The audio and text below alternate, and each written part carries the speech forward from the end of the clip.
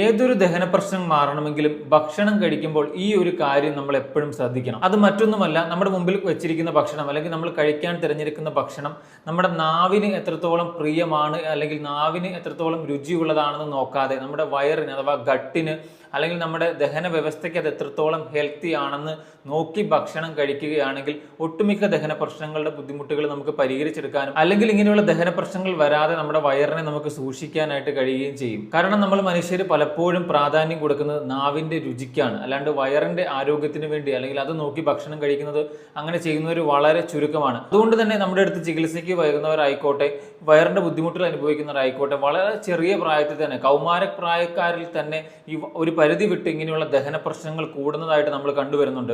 അതിന് പ്രധാനമായിട്ട് കാരണം നാവിന്റെ രുചി നോക്കി ഭക്ഷണം കഴിക്കുന്നത് കൊണ്ടാണ്. ഇത് ആരെയും കുറ്റപ്പെടുത്തി പറയാനല്ല, നമ്മൾ വല്ലപ്പോഴും ഇതുപോലെ നമുക്ക് ടേസ്റ്റി ആയിട്ടൊരു ഭക്ഷണമൊക്കെ കഴിക്കുന്നത് കൊണ്ട് കുഴപ്പമില്ല. പക്ഷെ വളരെ ഫ്രീക്വന്റ് ആയിട്ട് അത് മാത്രം ഇങ്ങനെ കഴിക്കുന്ന ഒരു ശീലം, ഡെയിലി ഇങ്ങനെ കഴിക്കുന്ന ഒരു ശീലം ഉണ്ടെങ്കിൽ അത് പിൽക്കാലത്ത് വളരെ മാരകമായ ദഹന പ്രശ്നങ്ങൾക്ക് കാരണമാക്കാൻ ഇടയുണ്ട്. അതുകൊണ്ട് തന്നെ നിങ്ങൾ എന്ത് ഭക്ഷണം കഴിച്ചാലും അത് നിങ്ങളുടെ നാവിന് എത്രത്തോളം പ്രിയമാണെന്ന് നോക്കാതെ നിങ്ങളുടെ വയറിന് എത്രത്തോളം പ്രിയമാണെന്ന് നോക്കുക.